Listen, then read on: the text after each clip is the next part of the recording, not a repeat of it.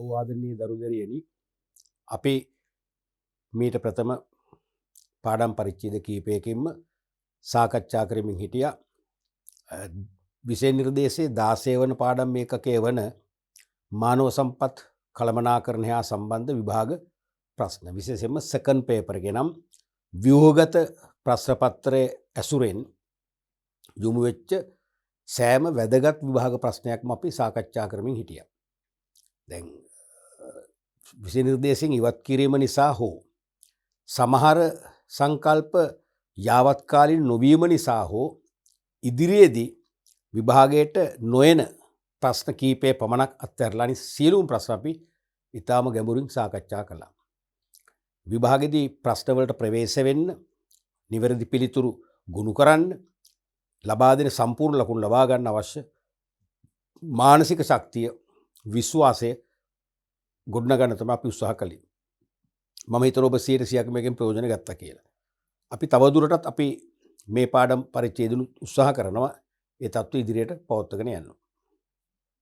මුලින්ම 2010 වසරේ වෙච්ච විභාග ප්‍රශ්න. දෙවෙනි ප්‍රශ්නේ රෝම ඉලක්කම් 4. ඔබ ව්‍යාපාර ආයතනයක මානව සම්පත් කළමනාකරුවයි උපකල්පනය කරන්න. පැහැදිලිනේ? ඔබ කිසියම් ව්‍යාපාරයක පර්සනල් මැනේජර්, මතකනේ පර්සනල් නෙවෙයි පර්සනල් NNEL පර්සනල් මැනේජර් කියලා හිතන්නලු. ගිණුම් සහකාර account assistant තනතුරක් සඳහා පුද්ගලයෙකු බඳවා ගැනීමට සැලසුම් කිරීමට ඔබට සිදු වී ඇත. මෙම තනතුර සඳහා රැකියා විස්තරයක් සහ රැකියා පිරිවිතරයක් පිළියෙල කරන්න. තේරෙනවද? එතකොට ගිණුම් සහකාරවරයෙක් සඳහා තනතුරක් තියෙනවා. ඒකට පුද්ගලයෙක් බඳව ගන්න සැලසුම් කරන්න ඔබට බාර වෙලා තියෙනවා. එතකොට බඳව ගැනීමට පෙර සාමාන්‍යයෙන් අපි මතු අනාගතයේදී සේව්‍ය සේවක දෙපක්ෂය අතර ඇතිවන ගැටුම් කාර්මික ආරවුල් බැහැර කර ගැනීමට ආරම්භයේදීම ප්‍රධාන ලේඛන දෙකක් සම්පාදනය කරනවා කියලා අපි ඉගෙනගෙන තියෙනවා. මොනවද? රැකියා විස්තරය සහ රැකියා පිරිවිතරය. සාමාන්‍යයෙන් විධිමත් ව්‍යාපාර මේ ලේඛන දෙක සකස් කරලා රැකියා බැරිතු දැන්වීම් ප්‍රසිද්ධ කරනවා, ඒකත් එක්කම ප්‍රසිද්ධ කරනවා. එතකොට මේ රැකියා විස්තරේ තියෙන්නේ මොනවද? රැකියා විස්තරේ තියෙන්නේ තනතුරට පත් වුණාට පස්සේ ඒ පුද්ගලයාට ඉටු කිරීමට සිදුවන කාර්යභාරයන්. රැකියාවේ කාර්යභාරය නැත්නම් රැකියාවට අදාළ කාර්යභාරයන් සහ යුතුයකම්. මොනවද විස්තර කරන එක රැකියාව විස්තරය කියන්නේ? රැකියාව විස්තර කිරීම. හරිද? Job description. රැකියාව පිරිවිතරේ තියෙන්නේ ඒ කාර්යභාරයන් ඉටු කිරීම සඳහා ඒ තනතුරට පත්වීමට යම් කෙනෙකුට තිබිය යුතු සුදුසුකම් විස්තර කරන ලේඛනය. ජොබ් ස්පෙસિෆිකේෂන් රැකියාව පිරිවිතරේ. ඒතර මේ දෙක ආරම්භයේදීම හදලා නවකයා අතරත් මේක පත් කරන කොපි දෙකක්. කොපි දෙකක් එයාගේ පර්සනල් ෆයිල් එකකට දානවා. ගොඩක් වෙලාවට රැකියාව විස්තරයට සාමාන්‍යයෙන් කියවා බලලා තේරුම් ගත්තා කියලා අස්සනකුත් ගන්නවා අයදුම් කරුවේ. එතකොට එයාට රැකියාවට ලැබුණට පස්සේ කොතනකවත් කියන්න බෑ මම ආවේ account assistant කෙනෙක් වශයෙන් වැඩ කරන්න. මට ගේට් පාස් ලියන්න බෑ. සමහරට වාහන වලට එලීට යන ගේට් පාස් ලියන්න එපා. ලියලා අංශභාර කළමනාකරු අනුමැතිය දීලා අස්සම් කරන්න ඕනේ. නැත්නම් ඒ වාහනට එලීට යන්න දෙන්නේ නැහැ ආරක්ෂක අංශය. ඒතර මම ආවේ account assistant වශයෙන් වැඩ කරන්න. මට ගිණුම් කරන කටයුතු කරන්න පුළුවන්, ගේට් පාස් එක මගේ වැඩක් නෙවෙයි කියලා ප්‍රශ්න ඇති කරගන්න පුළුවන්. නමුත් මේ රැකියාව විස්තරය අතිරේක කාර්යයන් වශයෙන් ගේට් පාස් ලිවීම වගේ දෙයක් ඇතුළත් කරොත් මට බෑ කියන්න බෑ. එහෙනම් කාර්මිකරෝ ඇති වෙන්නේ. ඒකට තමයි මේක ආරම්භයේදීම හදන්නේ. එහෙමනම් රැකියාව විස්තරය තුල සාමාන්‍යයෙන් මෙන්න මේ වගේ දේවල් තියෙනවා. තනතුරු නාමය අනිවාර්යයෙන්ම තියෙනවා. ගිණුම් කරන නැත්නම් ගිණුම් සහකාර නැත්නම් ගිණුම් කරන සහකාරකවත් හරි. ඊළඟට තනතුරේ ස්වභාවය අපි හිතමු ස්ථිර කියලා ගන්න. නැත්නම් කොන්ත්‍රාත් පදනම කොන්ත්‍රාත් පදනම කියලා දානවා. ස්ථිර සේවය. ශ්‍රේණිය හා වැටුප. දෙක ශ්‍රේණිය.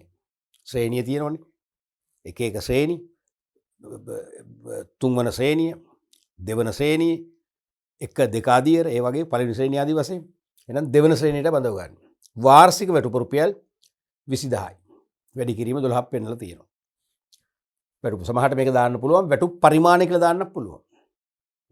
සැලරි ස්කේල් එක වැටුප් පරිමාණය දැම්මොත් මීට වෙනස්. එහෙනම් මූලික වැටුප තමයි මුලින්ම එන්නේ 20000. ධන අපි හිතමු 3500 වැඩි කිරීම 3. 3500 3ක් අවුරුදු 3කදී වැඩි වෙනවා. අවුරුද්දකට 3500 බැගින්. ඊට පස්සේ ආයි දානවා ධන 5000 වැඩි කිරීම 4.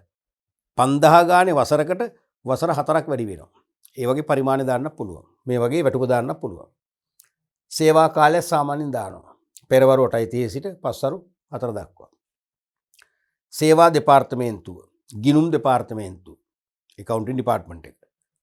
වගකිව යුතු කාටද? ප්‍රධාන ගණකාධිකාරීට තමයි වග කියන්නේ.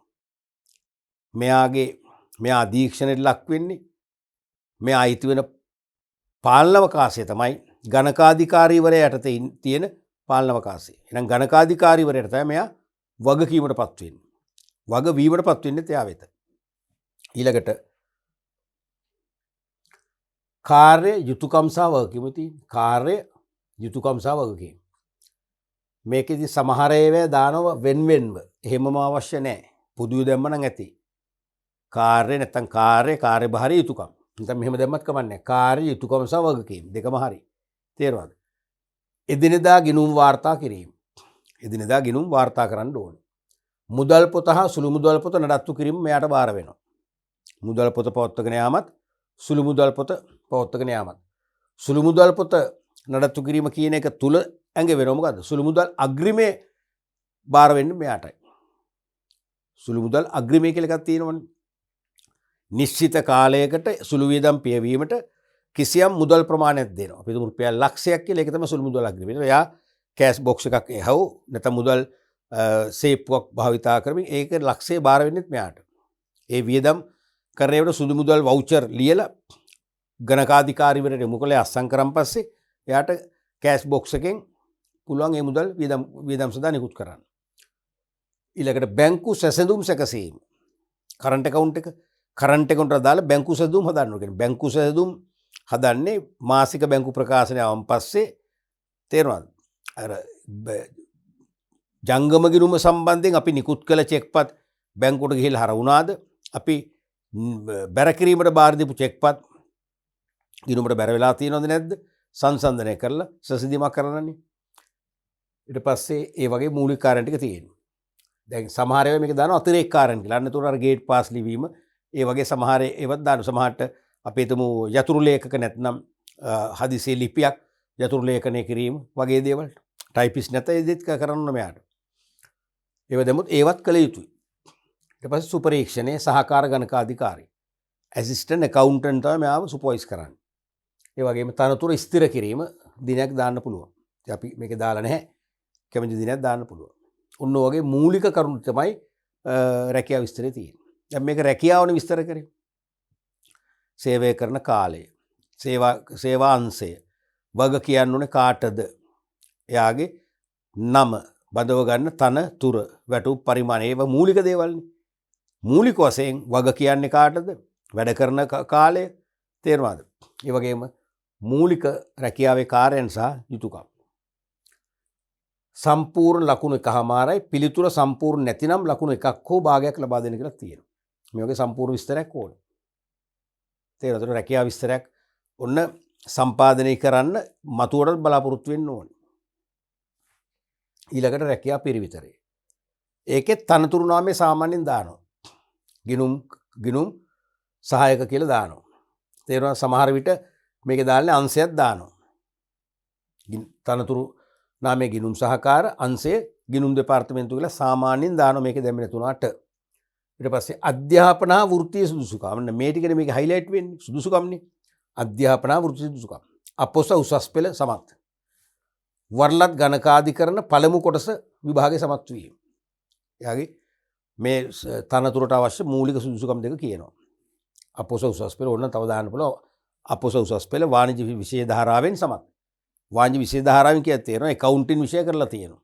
බිස්නස් ස්ටඩීස් අනිවාර්යයෙන්ම කරලා තියෙනවා. ආර්ථික විද්‍යාව හෝ වෙනම විෂයක් කරලා තියෙන එක තෝරගන්න පුළුවන්. ඊට පස්සේ වයස අවුරුදු 25ක් 40ක් අතර විය යුතුයි. විය යුතුයි කියලා දැම්මත් කමන්නේ. අපේක්ෂිත වයස. භාෂා කුසලතා ඉංග්‍රීසි, දෙමළ, සිංහල භාෂා කතා කිරීමේ හැකියාව. ඊට පස්සේ විශේෂ සුදුසුකම් පරිගණක වැඩසටහන් පිළිබඳ දැනුම අන්න. පරිගණක වැඩසටහන් පිළිබඳ දැනුම ඒ වගේම යතුරු ලේඛනය කිරීමේ හැකියාව ඒ වගේ විශේෂ ඒවා ඉල්ලන්න පුළුවන්. මෙන්න මේ ටික තමයි මූලික වෙන්නේ. බලන්න මේකේ තියෙන සුදුසුකම්. අර එකේ රැකියාවේ කාර්ය යුතුයකම් වගකීම්. සම්පූර්ණ ලකුණු එකමාරයි පිළිතුරු සම්පූර්ණ නැතිනම් ලකුණු එකක් හෝ භාගයක් තමයි ඒකෙදි නිර්දේශ කරන්නේ. පැහැදිලිද? right. ඒතර ඔබ හිතන්නේ මේකේ මුලින් හදන්නේ මොකද්ද? රැකියාව විස්තරයේද පිරිවිතරයේද? මුලින් හදන්නේ රැකියාව විස්තරය. මොකද රැකියාව විස්තරය හැදුවම තමයි දන්නේ රැකියාවටපත් වෙන පුද්ගලයාට රැකියාවට අදාළව මොන වගේ කාර්යයන්ද ඉටු කරන්න වෙන්නේ. ඒ කාර්යයන් ඉටු කිරීමට කුමන සුදුසුකම් අවශ්‍යද කියලා දෙවනෝයි තීරණය කරන්නේ. ඒ නිසා හැම විටම රැකියාව විස්තරය හැදුවට පස්සේ රැකියාව විස්තරයට ගැළපෙන පරිදි තමයි රැකියාව පිරිවිතරය හදන්නේ. පැහැදිලිද? එහෙනම් රැකියාව පිරිවිතරය සහ රැකියාව විස්තරය අතර සම්බන්ධයක් තියෙනවා. මොකක්ද? ඍජු සම්බන්ධයක්. පැහැදිලිනේ? ඊළඟට රෝම ඉලක්කම් 5 වෙනි ප්‍රශ්නය.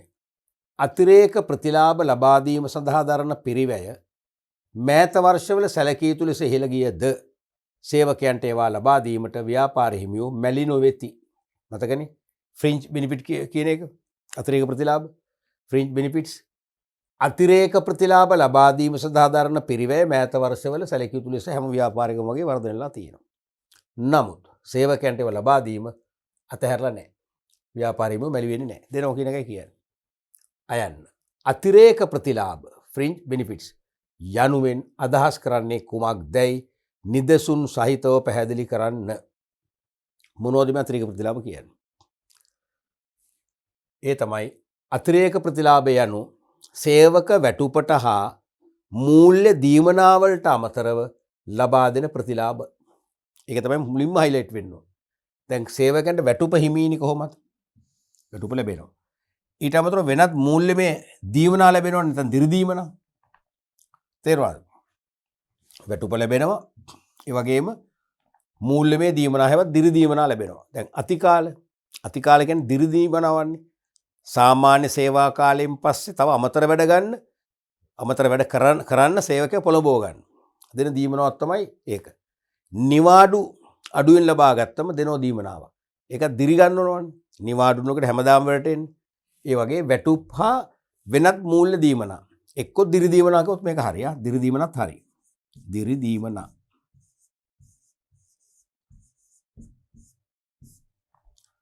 වැටුපට මූල්‍ය දීමනාවට අමතරව ලබා දෙන සියලු ප්‍රතිලාභ තමයි අතිරේක ප්‍රතිලාභ කියන්නේ. මේක විග්‍රහ කරන්න පුළුවන් හොඳම ක්‍රමය මේක මතක තියාගන්න. සේවකයින්ට වැටුප් හා දිරි දීමනාවලට අමතරව නැත්නම් වැටුප් හා මූල්‍ය දීමනාවලට අමතරව ලබා දෙන සියලුම ප්‍රතිලාභ. උදාහරණ: වෛද්‍ය රක්ෂණ, නිල නිවාස, නොමිලේ ආහාර පාන ලබා දීම, ප්‍රවාහන පහසුකම් සැපයීම. ඒවා තමයි අමතර ප්‍රතිලාභ. දැන් වෛද්‍ය රක්ෂණය කියන එක ඉතාම වැදගත්. විශේෂයෙන්ම සේවකයාටත් සේවකගේ පවුලයටත් කිසියම් සීමාවක් දක්වා වර්ෂයකට වෛද්‍ය ප්‍රතිකාර සඳහා යන වියදම් පියවන්න මුදල් ලබා ගන්න පුළුවන්. ලොකු ප්‍රතිලාභයක් අතිරේක. අන්න අතිරේක නැත්තම් අමතර ප්‍රතිලාභ. මේක අතිරේක කිව්වත් හරි අමතර කිව්වත් හරි. මේක අමතර කියන්න පුළුවන්. අමතර ප්‍රතිලාභ කිව්වත් හරි. ඒත් හරි. නිල නිවාස. නිල නිවාසයක් දෙනවා නම් අපිට මහගෙදර තියෙනවා. අපි දැන් මේ ව්‍යාපාරේ රැකියාව කරන්න කිලෝමීටර් 150ක 200ක දුරක් ගාගෙන පිටස්තර ප්‍රදේශයක ඇවිල්ලා තියෙනවා. අපි කවදා හරි අපේ මහගෙදරට අපි යන්න ඕන. අපිට ගියේ අපේ උරුමයි. සමහරට දැන්ට වහලා දාලා තියෙන්නේ. දැන්ට తాවකාලිකව කුලිට දීලා තියෙන්නේ. අපිට ඒ නිසා මේ ඈත ප්‍රදේශයක ගිහිල්ලා අපිට නුහුරු ප්‍රදේශයක අපේ දරුමල්ලොත් එක්ක ගෙවල් හදාගෙන පදිංචි වෙන්න ඕනේ නැහැ කියන මතේ ඉන්නවා නම් අපිට ඕනේ කුලියට ගන්නනේ. කුලියට ගන්න එක කුලියට ගන්නට වඩා වාසිදායකයි අපේ නිල නිවාසයක් දෙනවනම්. ගාස්තුවක් යන්නේ නැහැ. අන්න අමතර නැත්නම් අතිරේක ප්‍රතිලාභ. නොමිලේ ආහාර පාන දෙනවනම් මොනතරම් වාසිද? දැන් සේවා ස්ථානයෙන්ම ආහාර පාන දුන්නම මේ සමහරට ආහාර පාන අපිට ගෙදර හදන කෑම වගේ නොවේ වෙන්න පුළුවන්. අපි කියනවා ඒ ආහාර පාන රස නැහැ කියලා හිතන්න පුළුවන්. රස නැති වුණත් තේරෙනවද? සමහරට දෙන ආහාර ප්‍රමාණය මදි වුණත් අපිට ඒක ජීවත් වෙන්න සෑහේ නම් ඒක ලොකු දෙයක්. රසගුණ නෙවෙයි බලන්න. අද වන විට වේල් තුනම අපි කඩෙන් කෑවොත් රුපියල් 1000ක් විතර යනවා. ඉතින් ඒක මිතුරු නායතන ගාන කෑම දෙනවා නේ. කියන රුපියල් 30000ක් ඉතුරුයි. නිකම් සාමාන්‍ය පහළ තනතුරක මාසික වැටුපක්කා සමානයි. අනික ප්‍රවාහන පහසුකම් ඒත් එහෙමනේ. ප්‍රවාහන පිරිවැයටත් විශාල පිරිවැයක් යනවානේ. තේරෙනවද? දැන් උදාහරණයක් වශයෙන් ඔය අධිවේගී මාර්ගයේ මම ගමේ ගියා දවස් කිහිපයක්. ඒක යනවා 680ක්. එතෙන් සිට අපි ත්‍රීවිලර් එකක් අරන් ටක් එකක් අරන් ගියොත් රුපියල් 600ක් ගන්නවා. ඒ කියන්නේ 1200ක් 1300ක් වෙලානේ. ඒතොර යන්න එන්න 2600 විශාල මුදලක්. විශාල මුදලක් නෙවෙයි. ඉතින් ඒ වගේ 10 පාරක් ගියොත් ඒත් ඉතින් රුපියල් 30000ක් විතර වෙනවා. පඩි ඒ කියන්නේ කෙලිම වැටුපක්කා සමානයි. ඒ නිසා අපිට නිවසේ සිට සේවා ස්ථානයට ප්‍රවාහන පහසුකම් දෙනවා කියන්නේ විශාල ප්‍රතිලාභයක් ඒක. උනෝ වගේ ඒවා කෙලින්ම අපිට ලැබෙන අමතර ප්‍රතිලාභ වෙනවා. ඒතර මේකේ පැහැදිලිවම කිව්වා අදහස කුමක්දයි කියලා කියන්න ඕනේ නිදසුන් සහිතව. පැහැදිලි කිරීම කරන්නේ නිදසුන් සහිතව. හරිනේ. පැහැදිලි කරා මෙන්න නිදසුන්. එනම් අතිරේක ප්‍රතිලාභ පැහැදිලි කර නිදසුනක් දැක්වීමට ලකුණු එක. නිදසුන් එකක් ඇති. සාමාන්‍ය මම නම් කියන්නේ දෙකක් ලියන්න කියලා. 6ක් 4 ලියන්න එපා. කාලනාස්ති කරන්න එපා. මොකද උදාහරණ අපිට පොලිමර් ලීත හැකිනේ, තවට ලීත හැකිනේ. නිෂ්පාදන පංගු ලබා දෙනවා. ආයතනයේ සබන් හදනවා. සුවඳ විලුන් හදනවා. පවුඩර් වර්ග හදනවා. ඒ වගේම වොෂින් පවුඩර් හදනවා. තේරුණාද? නම් අපි තුමු එක එක විම් වර්ග හදනවා. විම් එතකොට ඒ හැම එකම අපි තුමු විම් ටින් එකක් නැත්නම් විම් කෑන් එකක්. වොෂින් මැෂින් කිලෝ එකේ කුඩු පැකට් එකක්. අපි තුමු ටොයිලට් සෝප් ඇඟේ ගන්න සබන් කැට 4ක්. වොෂින් සෝප් සන්ලයිට් හා සමාන සබන් කැට 5ක්. ඒ වගේම පවුඩර් එකක්. සෙන්ට් බෝතලයක් දුන්නොත් සාමාන්‍ය නිවසක මාසෙම ඇතිනේ. එතනත් ලොකු මුදලක් ඉතුරු වෙනවනේ. ඒවත් අමතර ප්‍රතිලාභ. ඒ වැලම ලියන්න එපා. හේතුව අවශ්‍ය නැහැ. උදාහරණ එකයි නිල්ලන්නේ. නැත්නම් දෙකයි. එතකොට ගොඩක් ලිව්වොත් අපිට යටින් ප්‍රශ්නයකට ලියන්න තියෙන කාලේ නාස්ති කිරීමෙන් අපිට අවාසියක් වෙන්න පුළුවන් පස්සේ. පැහැදිලිද? රයිට්. ඊළඟට ආයන්නේ අහන එකකින් අතිරේක ප්‍රතිලාභ සේවකෙන් ලබා දීමෙන් ආයතනයට අත්වන ප්‍රතිලාභ කවරේද? අතිරේක ප්‍රතිලාභ සේවකයන් ලබා දීම නිසා ආයතනයට වාසි ලැබෙනවා. මොනවද ඒ වාසි? ගොඩක් තියෙනවා. මේක අපේක්ෂා කරන්නේ කරුණු දෙකයි. නමුත් මම කලින් කියලා තියෙනවා. මොකද මේක එකම ප්‍රශ්නේ කොටස් දෙකක් නේ. තේරෙනවද? එකම ප්‍රශ්නේ කොටස් දෙකක් නේ. මේකේ දෙවෙනි කොටසට සමහර අවුරුදු වල 4ක් අපේක්ෂා කරනවා. 4කටයි ලකුණු භාගය බැගින් ලකුණු දෙකක් දෙන්නේ. දැන් මේකේ හොඳ වෙලාවට දෙකක් ලිව්වොත් ලකුණු දෙක ගන්න පුළුවන්. ඒක ලේසි.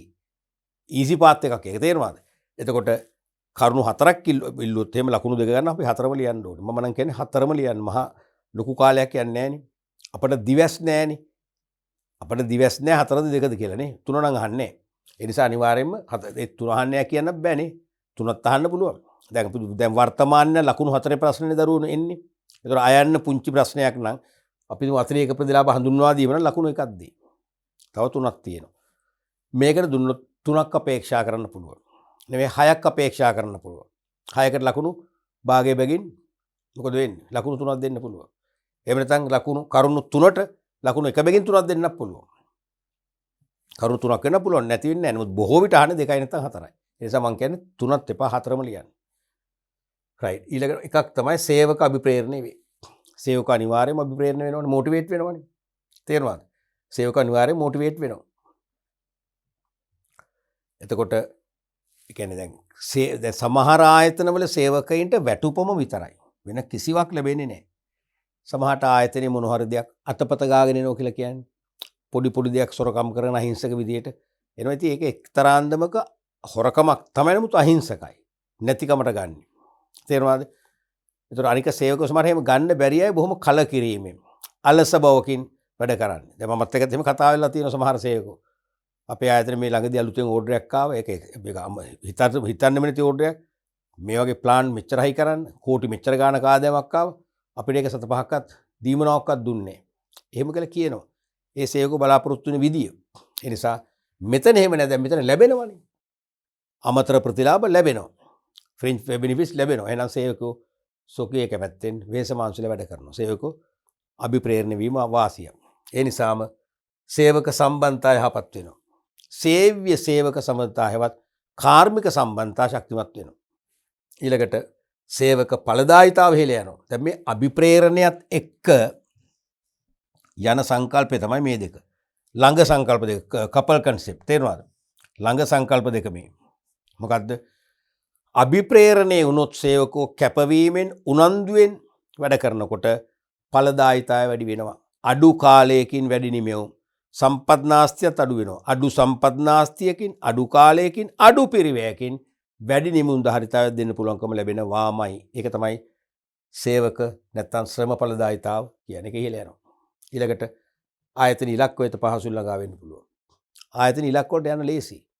දැන් ආයතන ඉහළ පිරිවැටුමක් විකුණුම් ධාරිතාවක් අපේක්ෂා කරන යන්න පුළුවන්. මොකද නිමෙවුම් වල ඵලදායිතාව උසස්. ගුණත්වය හොඳයි. ඒකක එක පිරිවැය අඩුයි. ඒ නිසා අඩු මිලට දෙන්න පුළුවන්. අඩු මිලට ගුණාත්මක භාණ්ඩයක් කවුද නොගන්නේ? අනිවාර්යයෙන්ම අපි හිතමු රුපියල් මිලියන 3500ක ලාභයක් අපේක්ෂා කරනවා ඒ ඉලක්කයට යන්න පුළුවන්. ඊළඟට ආයතනයේ ප්‍රතිරූපය ඉහළයි. ආයතනයේ හොඳ ඉහළ ප්‍රතිරූප high image ඉහළ ප්‍රතිරූප නිර්මාණය වෙනවා. ඇයි? සමාජය තුල ධනාත්මක කතිකාවක් නැති වෙනවා. මේ ආයතනයේ පුදුම විදියට සේවකයින්ට සලකනවා. සේවකෝ හරිම කැමැත්තෙන් රැකියාවට යන්නේ. අනික අවට සමාජයට දැනෙනවා. ඒ ආයතනයේ සේවකෝ කවදාකවත් වැඩ වර්ජනය කරලා නැහැ. පිකටින් එකක් කරලා නැහැ. හම්බෙමත අඩු ගන්න එක අපි දැන් සාමාන්‍යයෙන් පිකටින් කරන අයගේ භාෂාවක් තියෙනවනේ. නේ? වැටුප් වැඩි කරනු. තේරුණාද? අපේ අපට අනුමත නිවාඩු ලබා දෙනු. එහෙමනේ කෙලිම නියෝගනේ කරන්නේ. ඒක කවදාකවත් දැකලා නැහැ. ඒ ආයතනයේ බැලුමට සාමකාමී. සේවයට යන එන අය දිහා බලුවම මේගොල්ලෝ හරි ප්‍රසන්නයි. හරි සතුටෙන් ඒ රැකියාවට යන බව පේනවා. එහෙනම් ඒ කියන්නේ සමාජ තුල කතිකාවක් ඇති වෙනවා. අනික මේ සේවකුත් තමන්ගේ හිතවත් ඇත්ත එක්ක කතා වෙනවා. අපේ ආයතන හරිම ෂෝක්. සේවක සුබ සාධන ගැන පුදුම කැපවීමක් කරන්න අපිට හොඳට ගෙවනවා. අපට හොඳ ප්‍රතිලාභ දෙනවා. මොකද එන්නේ? අන්න එහෙනම් මුළු සමාජය තුල හොඳ ප්‍රතිරූපයක් ඇති වෙනවා. ඊළඟට සේවක ආකර්ෂණය පහසු වෙනවා. මේ වගේ ආයතනයක් කියලා ආරංචි වුණාම වේකන්සිස් පේජ් එකේ ඇඩ් එකක් දාන සුරංගුවෙන් සේවකෝ දහස් ගාණක් ඒක කෝල් ඔවර් කරොත් එන්න බලනවා නැත්නම් අයදුම්පත් වෙන බලනවා. නමුත් සේවකයන්ට සලකන්නේ නැහැ. සුබ සාධනයක් නැහැ. අමතර ප්‍රතිලාභ නැහැ කියලා දැනගත්තොත් අලුතෙන් සේවකෙක් සාමාන්‍යයෙන් ඇප්ලයි කරන්නත් කැමති නැහැ. අයදුම් කරන්නත් කැමති නැහැ. එහෙනම් සේවකෝ ආකර්ෂණය කරගන්න ඉතාම පහසු වෙනවා මේ අමතර ප්‍රතිලාභ ලබා දී. ඔන්න වගේ ඕනෑම කරුණු දෙකකට ලකුණු දෙකක් මම කියනවා හතරක්ම ලියන්න කියලා. පැහැදිලිද? තව ඉතින් මෙතන නැතත් අපර ලියත හැකි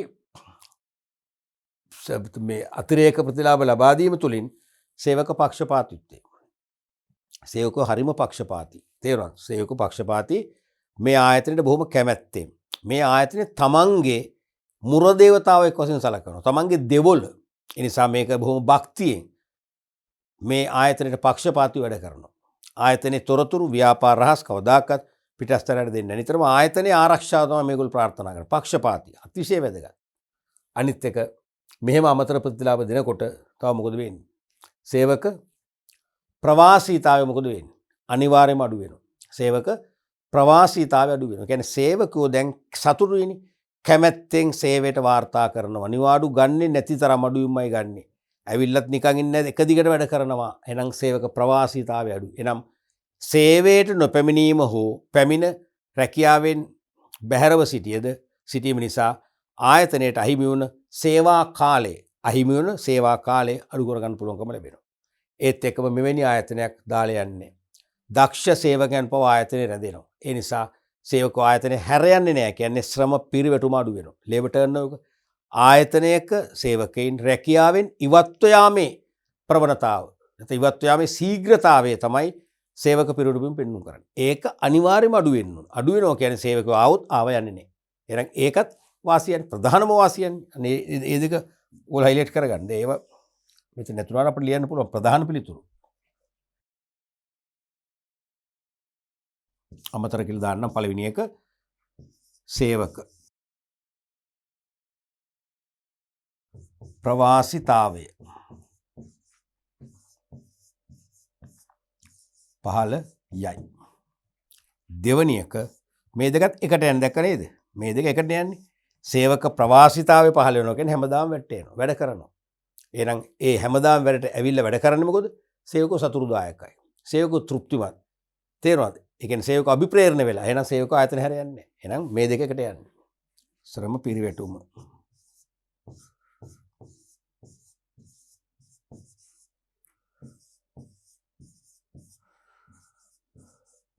පාලයයි.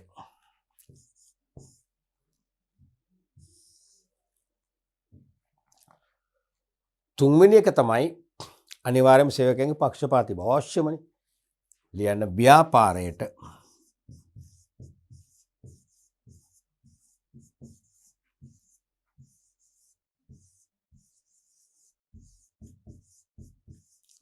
සේවක පක්ෂපාතීත්වය ඉහළයි. අවශ්‍යම දෙයක් ඒක. ඔයගේ වාසි ගොඩක තියෙනවා. අපි බලමු ඊළඟ ප්‍රශ්නයත්. පහේ රෝම ඉලක්කම් 4 වශයෙන් යොමු වෙච්ච ප්‍රශ්නය. ඔබ කිසියම් ආයතනයක මානව සම්පත් කළමනාකරු යයි සිතන්න. ඔබ යම් ආයතනයක පර්සනල් මැනේජර් කියලා හිතන්නකෝ. මෙතෙක් ඔබගේ ආයතනයේ සේවක වෘත්තීය සමිතියක් නොතිබිනි. සේවකයන් විසින් ගොඩනගාගත්ත ට්‍රේඩ් යුනියන් එකක් තිබුණේ නැහැ. ඔබගේ ආයතනයේ සේවකයින් වෘත්තීය සමිතියක් ආරම්භ කිරීමට සාකච්ඡා කරමින් සිටින බවට දූෂමාන ආරංචියක් ඔබට ලැබිනි. ඔබ මේට දක්වන ප්‍රතිචාරය කුමක්දැයි පැහැදිලි කරන්න. ඔබ මේට දක්වන ප්‍රතිචාරය කුමක්දැයි පැහැදිලි කරන්න. හොඳ ප්‍රශ්නයක්. සාමාන්‍යයෙන් දරුවනේ ව්‍යාපාරවල ලංකාවෙත් විදේශ ගත්තත් එහෙමයි ව්‍යාපාර හිමිකරුවෝ වෘත්තීය සමිති ආරම්භ කරනවට ඊතරම්ම නෙවෙයි කොහෙත්ම කැමති නැහැ. කොහෙත්ම කැමති නැහැ. හේතුව වෘත්තීය සමිතියක් කිව්වම සමහරට පාලක පක්ෂයට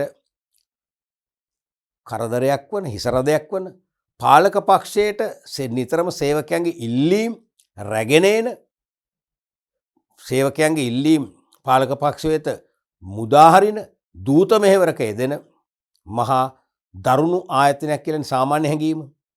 සේවා යෝජකයන් තුලත් එහෙම දෙයක් තියෙනවා. නමුත් එහෙම දෙයක් නෙවෙයි කියලා මම මුලින්ම කිව්වානේ. තීරි පාඩම උගන්වද්දී මම කිව්වා. යම් දවසක. වෘත්තීය සමිතියක් කියන්නේ බොහොම සෞම්‍ය ආයතනයක්.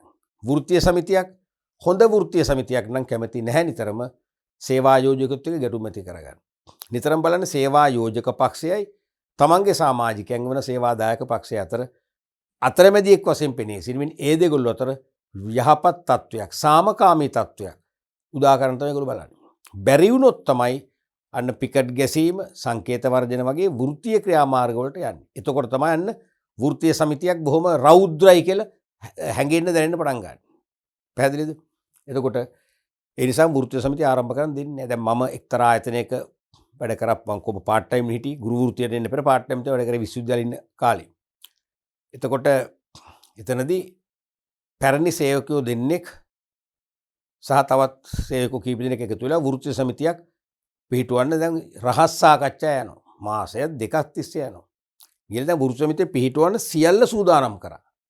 තව සතියක් පහ වුණා නම් වෘත්තීය සමිතිය අනිවාර්යයෙන්ම ලියාපදිංචි කරලා තමයි හාම්පුතුලා දන්නේ. හාම්පුතුලා දන්නේ නැහැ. නමුත් ඔයාලා පිළිගන්නේ නැහැ කිව්වට ඒ වෘත්තීය සමිතිය පිහිටුවීම අවසන් කරන සතියකට වගේ පෙර කළමනාකාරීත්වය දැනගන්නවා. කළමනාකාරීත්වය දැනගන්නවා. තේරුණාද? දැන් දැනගත්තන් පස්සේ මොකද කරන්නේ? දැන් අර මේ දෙන්න ඉන්නවනේ. දැන් මේ දෙන්න මම කිව්වේ ජේෂ්ඨ දෙන්නෙක් කියලා. ඒ දෙන්න තමයි මේක හොඳින් මෙහෙවන්නේ. ඒ දෙන්න නැත්තම් අර ඒ දෙන්නට වඩා ජූනියර් අයට මේක තනියම කරගෙන යන්න බෑ. ඒක තේරුම් අරගෙන මේ දෙන්නට උසස් වීම් දෙකක් දෙනවා. උසස් වීම් දෙකක් දීලා සේවකයන්ට මෙයාලට සර් කියන දලස්සනවා. ඒක උසස් වීම් දෙක දුන්නොත් විතරයි මේ දෙන්න මොකද කරේ? වෘත්තීය සමිති පිහිටුවීමේ ක්‍රියාමාර්ග වලින් ඈත් වුණා. ඇඟ බේරගත්තා. වෘත්තීය සමිතිය කඩාව කප්පල් වුණා. ඔක තමයි ඇත්ත කතාව. ඉතින් ඒකෙන් විශාල සේවක කලකිරීමක් ඇති වුණා. දක්ෂ සේවකෝ ගණනාවකම ඒ කාලෙම ගියා. පසු කාලෙත් ඉවත් වෙලා ගියා. ඒවා බොහොම බැරෑරුම් ප්‍රශ්න.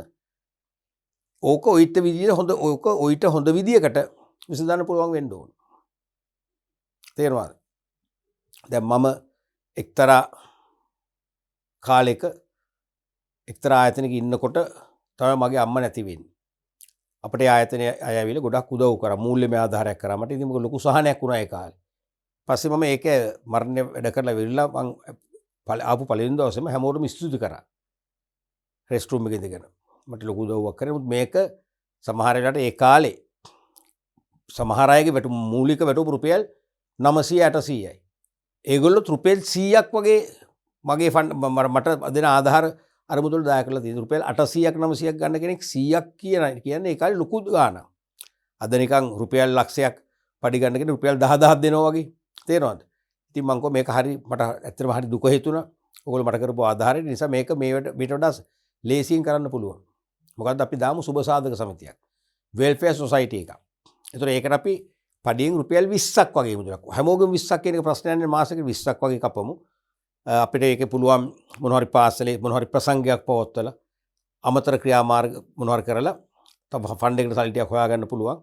එතකොට මේ අපිට මේ වගේ අවමංගල්‍ය ආධාරයක් කරන්නත් කෙලින් මේකෙන් දෙනවා මිසක් අතින් ගෙවන්න වෙන්නේ නැහැ. ඒක කියලා හැමෝම පිළිගත්තා. ඉතින් මං කිව්වා ඒකේ මූලික දේ ව්‍යවස්ථාවනේ ව්‍යවස්ථාව මං සම්පාදනය කරලා දෙන්නම්. මේක අපේ පවුලේ වැඩක් විදිහට යන්නේ කියලා ඉතින් කිව්වා මං ඒ ටික කරන්නම්. කවුරු හරි සභාපතිකම අරගන්න නිලධාරි මණ්ඩලයක් පත් කළා මේක කරමුකෝ. ඉතින් හැමෝම ඒකෝරේ මාසයක් වගේනොත් මම ඒ දේ කරන්න දැන් ලෑස්ති කරා. ඕක ආරංචි වෙනවා ආයතන ප්‍රධානියට. මැඩම් කෙනෙක් හිටියේ. එයාත් මාත් එක්ක හරි හිතවත්. දන්නවා මම ඒ කාලේ ඉතින් හරියට වැඩ නම් වැඩම. බුරු කරන්නේ. අසනීපනම් කියනවා මැඩම් මට අද ඉන්න බෑ තේරුමක් නෑ මං හිටියා කියලා. මට ඔලු කෙලින් තියන් ඉන්න අමාරුයි. මට යන්න ඕන ගෙදර ගිහලා රෙස්ට් කරන්න යන්න. කිසි ප්‍රශ්නයක් නෑ යන්න කියන. තේරුණාද? මොකද මම අයිස් ගහන්නේ. ඒ නිසා මට හරි පක්ෂපාතයක් මං කෙලින් කතා කරනවා. ඒකටත් ඒගොල්ලෝ කැමතියි. වංචාවක් කරන්නෙම නෑ. ඒ ඔක්කොමත් හරි අන්තිමට මේක ආරංචි වුණානේ. මට එන්න කිව්වා. ඇත්තටම දැන් ඔයා හරි ප්‍රතිපත්තිකරුව කෙනෙක්.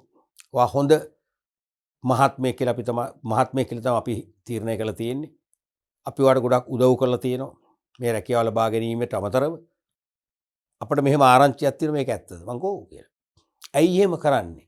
මං කිව්වා ඉතින් කරන්න කියලා දැන් මැඩම්ලට හානියක් නෙමෙයි මං කරන්නේ. මේක වෘත්තීය සමිතියක් නෙමෙයි මේක සුබ සාධක සමිතියක්. ඒ වුණත් ඉතින් ඔක සුබ සාධක සමිතියක් නැතුව අපිට කරන්න බැරිද? මං කිව්වා ඉතින් කරන්න පුළුවන් මෙහෙමයි කිව්වා. ඉතින් මට තේරෙන්නේ මෙයාගේ ඔළුවේ තියෙන්නම අපි මේ සුබ සාධක සමිතියක් මුවාවෙන් එක්ක වෘත්තීය සමිතියක් ගේන්න හදන්නේ. නැත්නම් සුබ සාධක සමිතිය පසු කාලිනව වෘත්තීය සමිතියක් බවට පරිවර්තනය කරයි කියලා වගේ එකක් තියෙනවා.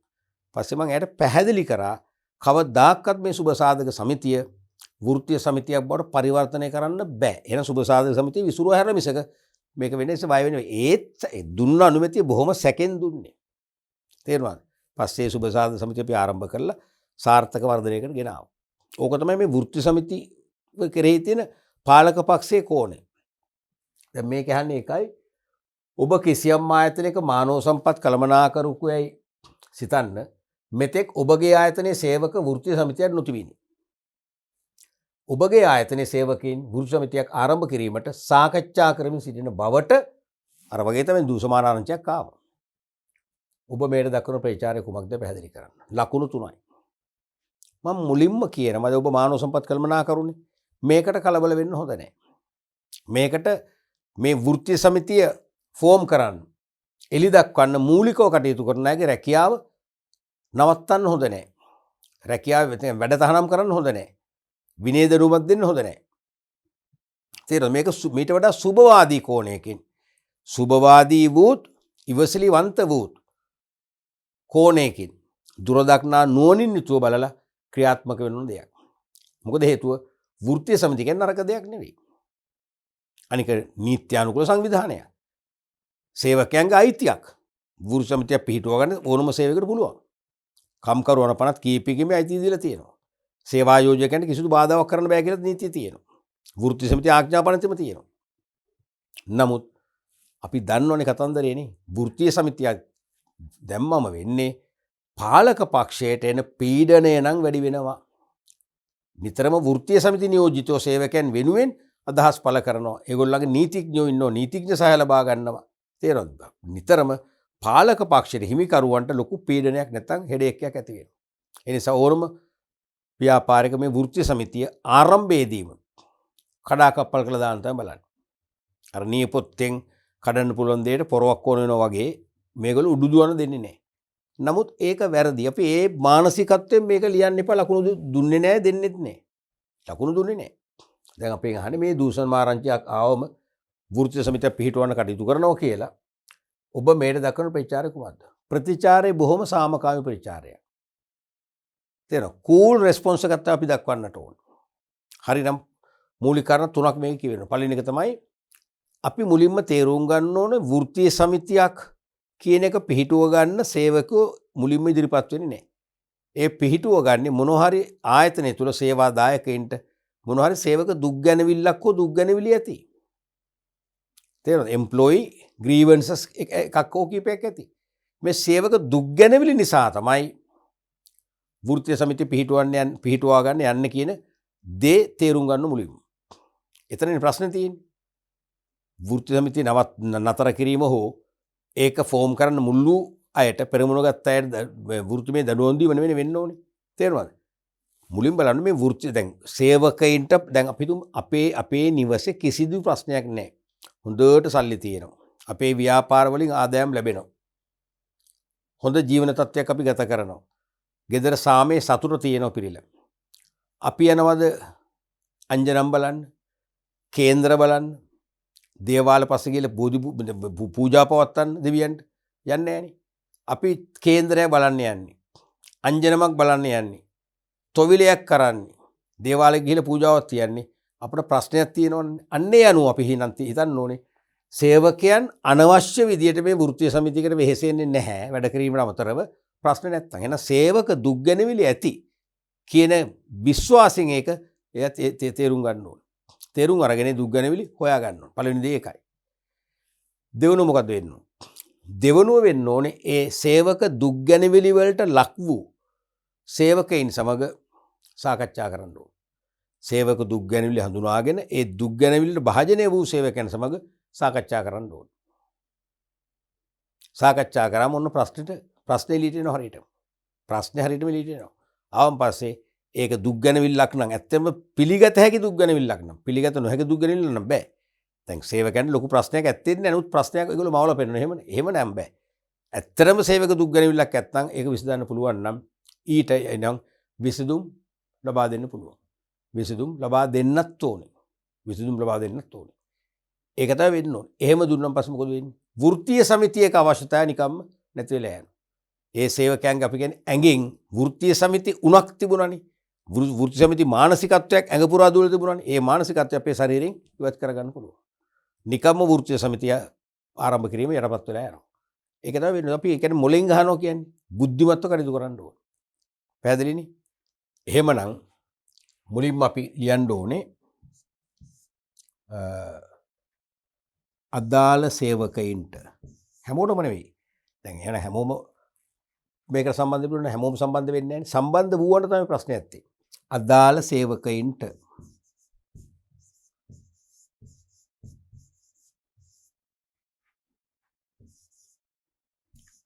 යම් යම් දුක් ගැනවිලි grievances දුක් ගැනවිලි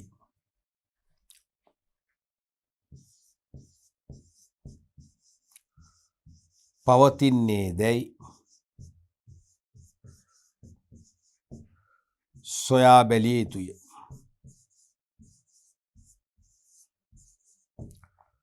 අදාළ සේවකයට යම් යම් දුක් ගැනවිලි පවතින්නේ දැයි සොයා බැලිය යුතුය.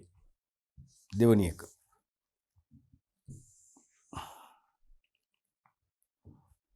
දෙවැනි එක තමයි ඇත්තටම දුක් ගැනවිලි දැන් මේක සොයලා බලන්න එපේ. දැන් අපි තුමු කියනවා සේවකෙන්ට අතිකාල ගෙවන්නේ හරියට. පැය 4ක් වැඩ කරු පැය 2 ගෙවන්නේ. එහෙම නැත්නම් රෙස්ට් රූම් එකට ගියාම වතුර නැහැ. ෆෑන් වැඩ කරන්නේ නැහැ. බල්බ් තියෙනවා පත්තු වෙන්නේ නැහැ. අඳුරේ තමයි කෑම කන්න වෙන්නේ. ප්‍රශ්න මෙන්න මේ වගේ දුක් ගැනවිලි තියෙනවද? තියෙනව නම් ඒව විසඳ ගන්න තමයි මේ සමිතිය ඉල්ලන්නේ. එහෙනම් අපි මේ ප්‍රශ්නෙට උත්තර දුන්නා සමිතියක් ඕනේ නැහැනේ. අනවශ්‍ය ප්‍රශ්නයක් නේ ඒක. ඒ නිසා එහෙනම් ඒක හොයලා බලලා ඒක දුක් ගැනවිලි ඇත්නම් හඳුනගත්තොත් මොකද වෙන්නේ? ඒ දුක් ගැනවිලි වලට සම්බන්ධ සේවකින් සමග සුවදව සාකච්ඡා කරනවා. මොනවද ඔබට තියෙන ප්‍රශ්නේ? ඔබ ඇත්තට මේ වගේ දෙයක් කරන්න යනවද? කමන්නේ අපිත් උදව් කරන්න. දැන් ඒක කරන්නේ මොනවද ඔබට තියෙන ප්‍රශ්නේ? ප්‍රශ්නයක් නිසානේ. මොනවද ඔබ දුක් ගැනවිලි? අනිවාර්යයෙන්ම හොයලා බලන්න ඕනේ. එහෙනම් අදාළ සේවක මෙමරිය දුක් ගැනවිලි වලට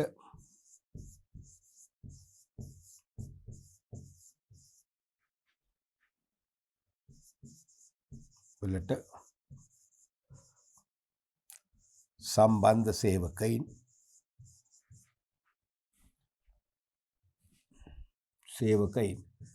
සම්බන්ධ සේවකයින් සමග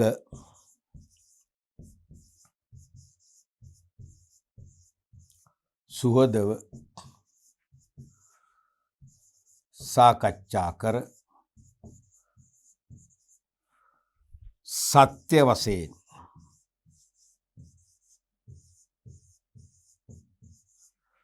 පවතින දුක් ගැනවිලි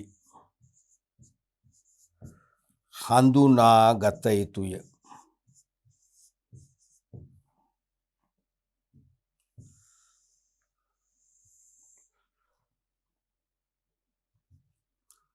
එමනම් තුන්වෙනි එක.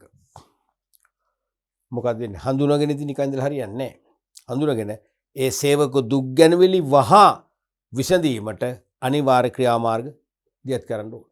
එතකොට මොකද වෙන්නේ? සේවකෝ සතුරු වෙනවා. සේවකයන්ට ප්‍රශ්නයක් නැති වෙනවා. සේවකයාගේ ඔලුඩ තියන් හිටිය ටොන් 5ක් වගේ බර නැති වෙලා ගියා, නිදහස් වුණා. එහෙනම් සේවකෝ වෘත්ති සමිතිය පිළිතුමේ ක්‍රියාමාර්ග වලින් ස්වේච්ඡාවෙන්ම අයින් වෙන්න පුළුවන්. තේරුණාද? එවනම් දුක් ගැනවිලි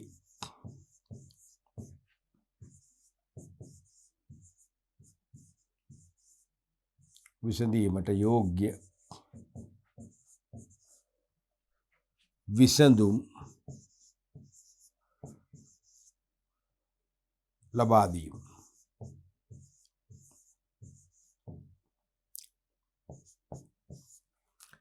මේ තුන තමයි මූලිකම උත්තර. හරිද? මේ තුන තමයි මූලිකම. මීට අමතරව අපිට දැන් මේ තුන ලිව්වත් ලකුණු තුනම හම්බුණා. මේක තුනක් දෙනවා කියලා කිව්වනේ. තේරුණාද? ලකුණු තුනක් දෙනවා කිව්වේ. ඔව්. අනිවාර්යෙන් තුනම හම්බ වෙනවා. ඊට අමතරව තව එකක් කරන්න ඕනේ. මොකද්ද? ඒ තමයි දැන් යෝග්‍ය විසඳුම දුන්නා. දීලා නැවතවරක් අපි ඉවැලුවේට් කරලා බලන්න ඕනේ. ඇගීමට ලක් කරලා බලන්න ඕනේ. ඒ ඇත්තම සේවක දුක් ගැනවිලි කියන ප්‍රශ්නය निराකරණය වුණාද? දැන් මේ ප්‍රශ්නේ ඉවරද? සමහරට මානව සම්පත් කළමනාකරු විසඳුම දෙනවා. මේගොල්ලන්ට දිව ආහාරය දෙන්න. මේගොල්ලෝ මේ ආහාර ප්‍රශ්නේ තියෙන අපි තුමු දැන් ආයතනයේ අවට කොහෙවත් නැහැ හෝටලයක්. හුදකලා ප්‍රදේශයක තියෙන්නේ. ප්‍රාදේශීය වශයෙන් විසුරුණු ගමක තියෙන්නේ. ප්‍රවාහන පහසුකම් ඉතාම අඩුයි. ඒ නිසා කෑම කන්න තැනක් නැහැ. ලොකු ප්‍රශ්නයක් කෑම එක. එහෙනම් ඒක අපි තේරුම් ගන්නවා. තේරුම් අරන් අපි ආයතනයේ ගානේ වෙනම කුක් කෙනෙක් ගෙනලා යාට පඩියක් ගෙවලා අවශ්‍ය ආහාර පාන අමුඩුව ගෙන දීලා ඒ කෑම ටික හදලා දෙන්න ඕනේ. එතකොට එයාට ඒ දුන්නම දැන් ඒ කෑම ලැබෙනවා නම් සේවක මූලික සේවක දුක් ගැනවිලි ඉවරයි. නමුත් ඒ කෑම වලට එයා අපි දුමු දැන් ආයතන දෙනුම් දෙන ಜಾති 4ක් අවමෝසෙන් ಜಾති 4ක් දෙන්න. කෑම කන්න පුළුවන් වෙන සතිපතා දිව ආහාරයේ මෙනු එක වෙනස් කරන්න. අද චිකන් නම් හෙට කුකුල් මස් දෙන්නේ නැහැ. දෙකම එකයිනේ. අද චිකන් නම් හෙට මාළු. අනිද්දා අපි දුමු මස් ටිකක්. තේරෙනවද? ඊට පස්සේ ඊළඟට බිත්තර ඔම්ලට් එකක් නැත්නම් බිත්තර තම්බලෙක බිත්තර බුල්සයි එකක්. තේරෙනවද? එහෙම මාරු වෙන්න එපේ. අන්නේ වගේ දැන් මානව සම්පත් කළමනාකරු අපි තුමු ආයතනයේ ජෙනරල් මැනේජර්ට නැත්නම් අංශභාර කළමනාකරු අමතල එයාට විස්තර කියනවා. යෝජනා කරනවා කෑම වල දෙන්න. එතකොට ආයතනයෙන් මුදල් වෙන් කරනවා ආහාර පාන සපයන්න. අපි තුමු ආයතනයේ ඉන්න අරක් කැමියා කුක්ම තමයි බඩු වෙන්න යන්නේ. එයා බොන්චි කිලෝ එකක් අරගෙන කිලෝ 1.250යි කියලා කියන්න පුළුවන්. කිලෝ 1.250. එහෙනම් කිලෝ කාලක මුදල් වංචාවක් යාර කරන්න පුළුවන්. ඒ වගේ දේවල් වෙනවනේ. තේරෙනවද?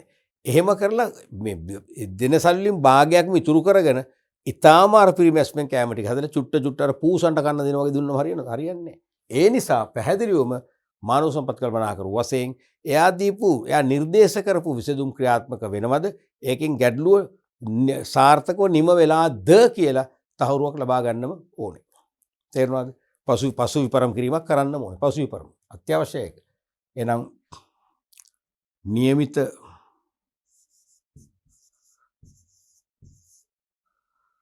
විසඳුම්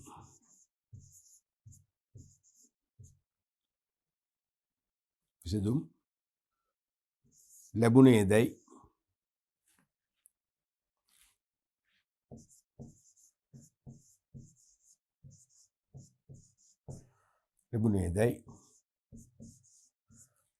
පසු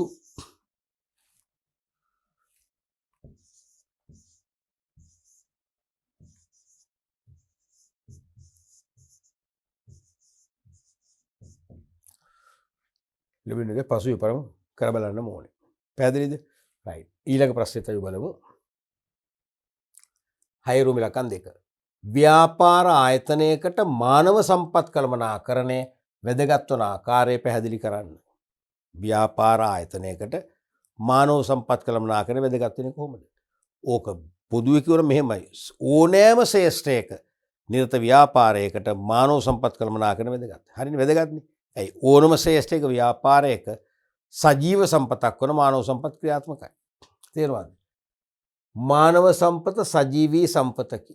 එමෙන්ම සෙසු සම්පත් සියල්ලම මෙහෙවුල් ලබන්නේද මානව සම්පතයි. මානව සම්පත ජීවමානයි. සෙසු සම්පත් මෙහෙවන්නේම මෙහෙවන්නේ මානව සම්පත මගින්. එම නිසා මානව සම්පත නිසි ලෙස කළමනාකරණය නොකළහොත් අනෙක් සම්පත් වලින්ද ඵලදායක තත්වයක් අපේක්ෂා කළ නොහැක. තේරුණාද? මේ කියන්නේ මානව සම්පත තමයි සජීවී එකම සම්පත. එමෙන්ම සෙසු සම්පත් සියල්ලම මෙහෙවන්න මොකද මානව සම්පත මගින්. මෙහෙවිය හැක්කේත් මානව සම්පතටයි. එම නිසා මානව සම්පත නිසි ලෙස කළමනාකරණය නොකළහොත් අනෙක් සම්පත් වලින්ද අපට ඵලදායක තත්ත්වයක් ලබා ගන්න බැහැ. එහෙනම් සෙසු සීමිත සම්පත් වලින් පවා ඵලදායි තත්ත්වයක් උදා කරගන්න නම් අනිවාර්යයෙන්ම මානව සම්පත නිසි ලෙස හසුරුවා ගන්න ඕනේ. පැහැදිලිනේ? එහෙනම් එම නිසා මානව සම්පත නිසි ලෙස කළමනාකරණය නොකළොත් අනෙක් සම්පත් වලින්ද ඵලදායක තත්ත්වයක් අපේක්ෂා කරන්න බෑ. ඔව් එතකොට දැන් මේ අර්ථකථනය මෙහෙම නුණා නම් දැන් සේවක ඵලදායකත්වය, සේවක වර්ධනය ආදී පැතිවලුණුත් සිසුන් පිළිතුරු ලියන්න පුළුවන්. ඔබට ලියන්න පුළුවන්. එහෙම ලිව්වොත් ජාම් බේර ගන්න පුළුවන්.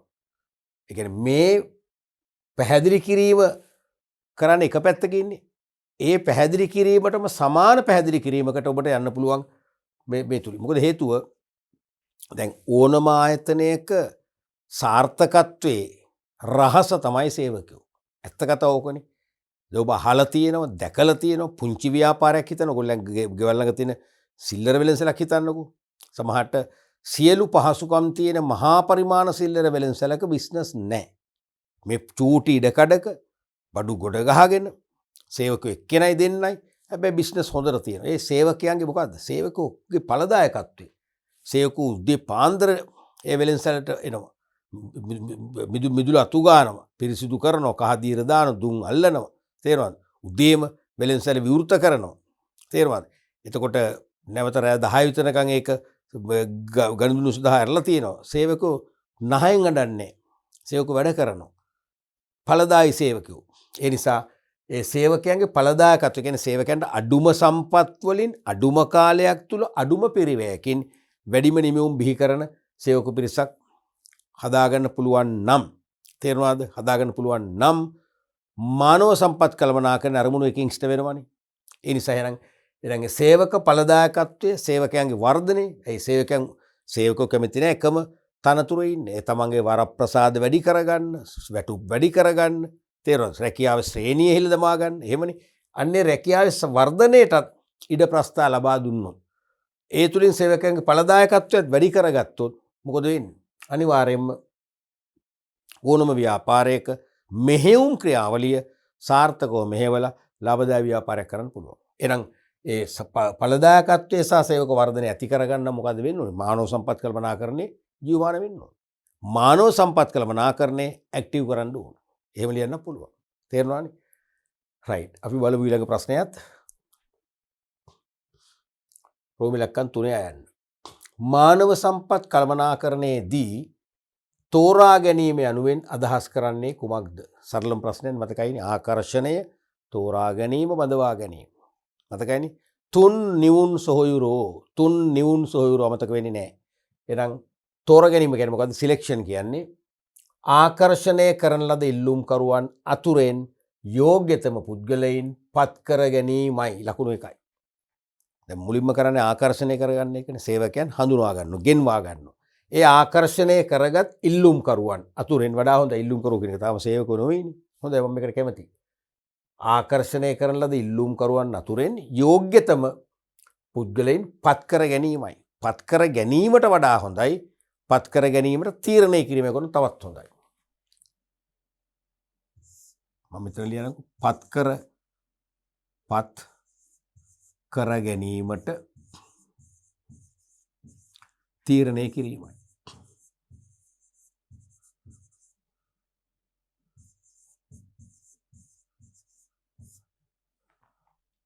පත් කර ගැනීමට තීරණය කිරීම.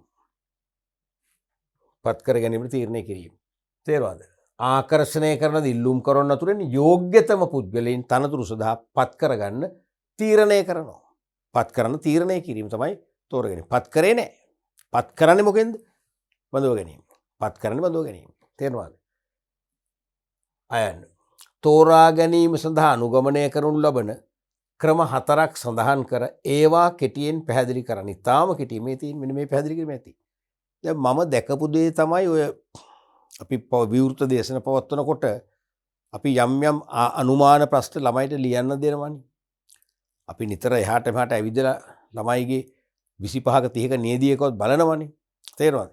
ඒ නියදියට අපි තෝරගන්නෙත් ඊටාම හොඳ දක්ෂ ළමයි අපි තුන් 5 දෙනෙක්, අදක්ෂතම ළමයි 5 දෙනෙක්, ඒ වගේ මධ්‍යස්ථ ළමයි 15ක් විතරින් තමයි අපි 25ක නියදිය තෝරගන්නේ.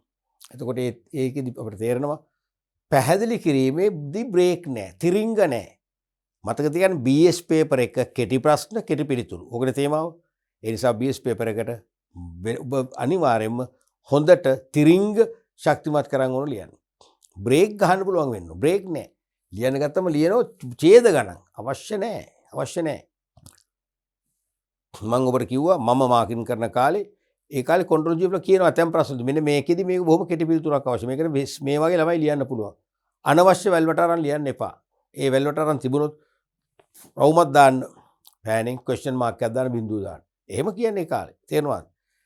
එතකොට ඒ නිසා පුළුවන් තරම් කෙටි පිළිතුරු ලියන්න ඕනේ. තෝරා ගැනීමට අනුගමනය කරනු ලබන ප්‍රධාන ක්‍රම 4. තෝරා ගැනීම ක්‍රම 4ක් නම් කරන්න කෙටියෙන් පහදන්න ඉච්චරයි. එහෙමනම් එක් කරුණක් පැහැදිලි කිරීමට ලකුණු භාගයේ බැගින් කරුණු 3කට ලකුණු එකමාරක්ම ලැබෙනවා. පැහැදිලි කරන්නත් ඕනේ නැත්නම් මෙච්චර ලකුණු හම්බෙන්නේ නැහැ. එකක් තමයි ඉල්ලුම්පත් ඇගීමෙන්. ඉල්ලුම්පත් ඇගීමෙන් පුළුවන් තෝරගන්න. ඉල්ලුම්පත්ට පරීක්ෂා කර බලා තෝරා ගැනීම. ඇති හරියටම මේක පැහැදිලි වෙන්නේ නැහැ. නමුත් ඇති මේ ඉල්ලුම්පත් ඇගීමෙන් එක තෝරා ගැනීම ක්‍රමයක්.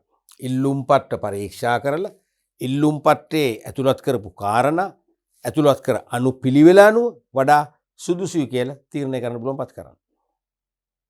දැන් කළමනාකරන තනතුරකට නම් අයදුම් කරන්නේ කළමනාකරුවෙකුට ඉල්ලුම් පත්‍රයක් නැත්නම් CV එකක් ජීවදත්ත විස්තරයක් ක්‍රමානුකූල විධිමත් පිළිවෙලකට හදාගන්න පුළුවන් වෙන්නේ නැහැ. ඒකවත් බැරි නම් එයාව කළමනාකරන තනතුරට පත් කරන්න සුදුසු නැහැ. ඒ නිසා ඉල්ලුම් පත්‍රය පරීක්ෂා කර බලා සුදුසුන් තෝරගන්න පුළුවන්. දෙවැනි එක සම්මුඛ පරීක්ෂණ. ඉන්ටර්වියුස් මං කිව්වා ලංකාවේ ජනප්‍රියම තෝරා ගැනීමේ ක්‍රමය මේක. එක් අතකින් සෙසු තෝරා ගැනීමේ ක්‍රම වලින් ප්‍රාථමික තේරීමක් කරලා ද්විතීක සහ අවසන් තේරීම කරන්න සම්මුඛ පරීක්ෂණ පාවිච්චි කරනවා. සමහර විට සම්මුඛ පරීක්ෂණයේ එකම සහ අවසාන පරීක්ෂණ ක්‍රමෙත් වෙන්න පුළුවන්. ඒක මේක ජනප්‍රියයි. අයදුම් කරුවන් කැඳවා මුණ ගැසී සාකච්ඡා කර සුදුසු පුද්ගලයන් තෝරා ගැනීම. අයදුම් කරුවන් කැඳවලා ගෙන්වගෙන මුණ ගැසී සාකච්ඡා කර සුදුසු පුද්ගලයන් තෝරා ගැනීම. ඕනනම් එහෙම ලියුවොත් කමන්නේ ප්‍රශ්නයක් නැහැ. ඕනනම් ලියන්න පුළුවන්. අයදුම් කරුවන් සම්මුඛ පරීක්ෂණ මණ්ඩලයක් හමුවට කැඳවා මුහුණට මුහුණ සාකච්ඡා කිරීම මගින් තෝරා ගැනීම කරන තවත් හොඳයි. තවත් හොඳයි. තුන්වෙනි එක පරීක්ෂණ මගින්. මේක මතක තියෙන පරීක්ෂණ මගින්නේ ලිඛිත පරීක්ෂණ, බුද්ධි පරීක්ෂණ IQ ටෙස්ට්, ප්‍රායෝගික පරීක්ෂණ ආදී මගින් කුසලතා ඇති පුද්ගලයන් තෝරා ගැනීම. තේරුණාද? පොදුවේ කිව්වේ දැන් හොඳට මතක තියෙන මේක පොදුවේ කිව්වට මාකින් වලදී කොන්ට්‍රෝලින් චීෆ් අපිට උත්තර බංග කාලේ මාකින් කළා දුන්න මග පෙනීම මොකද්ද? ලිඛිත පරීක්ෂණ කියලා මෙතන තිබුණත් ඒක ලකුණු දෙන්න. මේ කරුණක් වශයෙන් සලකලා ලකුණු දෙන්න. බුද්ධි පරීක්ෂණ වලටත් ලකුණු දෙන්න. ප්‍රායෝගික පරීක්ෂණ වලටත් දෙන්න. වෛද්‍ය පරීක්ෂණ ඒකටත් දෙන්න. මෙඩිකල් ටෙස්ට් තේරෙනවද? එහෙම ලියවල ලකුණු දෙන්න ප්‍රශ්නේ නෑ. මොකද ඒවත් වෙන වෙනම තෝරා ගැනීම ක්‍රමනේ. දැන් ලිඛිත පරීක්ෂණ දන්නවනේ. විෂයට අදාළව හෝ සාමාන්‍ය දැනීම මිශ්‍ර කරලා පොඩි කෙටි පේපර් එකක් දීලා ලියන්න කියනවා. ඒකෙන් වැඩිම ලකුණු ගන්න අය පත් කරගන්න තීරණය කරනවා. බුද්ධි පරීක්ෂණ IQ ටෙස්ට්. IQ කියන්නේ මොකද්ද? Intelligent කෝටියන් test. IQ කියලා කියනවා. IQ ටෙස්ට් කියලා කියනවා. නමුත් ඒකේ ඉන් එහාට නම දන්නේ නැහැ සමහර අය. Intelligent කෝටියන් test. ඒ කියන්නේ විශේෂයෙන්ම ඒකත් විධායක තනතුරු වලට තෝරගන්න යනකොට බුද්ධිමය හැකියාව අගයන්න කරන පරීක්ෂණ. අනික ප්‍රායෝගික පරීක්ෂණ විශේෂයෙන්ම කාර්මික මෝටර් කාර්මික ශිල්පී පරිගණක අලුත් වැඩියා කරන්නෝ නැත්තම් යන්ත්‍ර ක්‍රියා කරවන්නෝ තේරුණාද? තහඩු වැඩකරුවෝ වැනි කාර්මික හා වෘත්තීය තනතුරු වල වැඩ කරන සේවකයින්ට තනතුරට දාල් රාජකාරිය පිළිබඳ දැනුමක් තිබේද කියලා බලන්න කරන ප්‍රායෝගික පරීක්ෂාවක්. ඒ කියන්නේ යම් කොටසක් දෙනවා එයාට ගල්ලෝ සවි කරන්න කියලා. ඒකෙන් අල්ලගන්න යට පුළුවන්ද කියලා. වෙන වෙනම ලියවන ලකුණු දුන්න මේකට. අනික පසුබිම් ගවේෂණ. පෞල් පසුබිම චරිතය ආදී පිළිබඳව සොයා බැලීම. දැන් ගොඩක් කොට ආරක්ෂක අංශයේ තනතුරු වලට තෝරා ගැනීමේදී මෙන්න මේ පසුබිම් ගවේෂණ නැත්නම් පසුබිම් පරීක්ෂණ බෑග්ග්‍රවුන්ඩ් ටෙස්ට් කියන එක වැදගත්. මොකද විශේෂයෙන් වල්ලයාගේ චරිතය. ඒ නිසා තමයි අදා ගමේ පන්සලේ නායක හමුදුරුවන්ගෙන් චරිත සාතිකයක් ගේන්න කියන්නේ. තේරුණාද? නැත්නම් ග්‍රාමසේවක මහත්මයාගෙන් චරිත සාතිකයක් ඉල්ලන්නේ. ඒගොල්ලෝ දන්නවනේ. එතකොට ඒ වගේ පෞල් පසුබිම් බලන චරිතය ගැන විශේෂයෙන් බලනවා. මොකද චරිතයේ දූෂණය කරගත්ත කෙනෙක් නම් යාට මේ ආතේ ජොබ් එක දෙන්නේ නැහැ සමහරට. තේරුණාද? අනික පෞල් පසුබිම. පවුලේ අම්මා තාත්තා දෙමව්පියෝ ඒගොල්ලන්ගේ තාත්තලා අම්මලා සීයලා ඒ කිසිවෙක් අපරාධ චෝදනාවකට උසාවිය කමුණු ගිහිල්ලා නැහැ. සොරකම් කරලා නැහැ. තේරෙනවද? එහෙමනම් අනිවාර්යයෙන්ම එහෙනම් ඒ පසුබිම් පරීක්ෂණේ පෞල් පසුබිම චරිතය ආදී පිළිබඳව සොයා බැලීමක් කරනවා. ඊළඟ එක තමයි වෛද්‍ය පරීක්ෂණ. ශරීර සෞඛ්‍ය තත්ත්වය පරීක්ෂා කිරීමෙන් කරන ඇති. ශරීර සෞඛ්‍ය තත්ත්වය පරීක්ෂා කිරීමෙන් සහතිකීකුත් දෙනවා. තේරෙනවද? ඒතර මෙන්න මේ වගේ තෝරා ගැනීමේ ක්‍රම කීපයක්ම තියෙනවා. අපි තිරිපන්ති මීට තෝරා කතා කරා. ඕනෑම ක්‍රම 4ක් සඳහන් කර ඒවා මේ වගේ කෙටියෙන් පැහැදිලි කරන්න ඕනේ. හොඳයි දරුවනේ අපි අද පාඩම් පරිච්ඡේදනුත් 16 වන ඒකකයට අදාළ එනම් මානව සම්පත් කළමනාකරණයට අදාළව විභාගයට යොමු වන සහ යොමු විය හැකි ගැටලු ගණනාවම සාකච්ඡා කරා. පිළිතුරු පත්‍ර සමීක්ෂණයේදී ලකුණු ලබා දීමේ ක්‍රියාපටිපාටි ගැන අපි විවාද කළා. ඒකම අපි ඇතැම් ප්‍රශ්න පදනම් ප්‍රශ්න වශයෙන් කරගෙන ඒකෙන් අලුත් නිර්මාණශීලී ප්‍රශ්න නිර්මාණය කිරීමේ ව්‍යායාමය කරන්න කියලා කිව්වා. පාඩම් කිරීමේ හොඳම ව්‍යායාමය කියලා කිව්වා. එහෙනම් දැන් ඔබට මේ 16 වෙනි පාඩම් ඒකකට අදාළව ඕනෑම ප්‍රශ්නයකට පිළිතුරු ලියීමේ ශක්තිය දැන් දැනෙනවා ඇති ලැබෙනවා ඇතිනේ. අපි ඊළඟ පාඩම් පරිච්ඡේද වෙලුත් ඒ தત્ත්වය 100%ක්ම තවදුරටත් තහවුරු කරනවා. ඒ නිසා දිගටම මේ පාඨමාලාව හදාරන්න දැන් තමයි විභාගයට ඔබ මේ කියවන්න ඕනේ.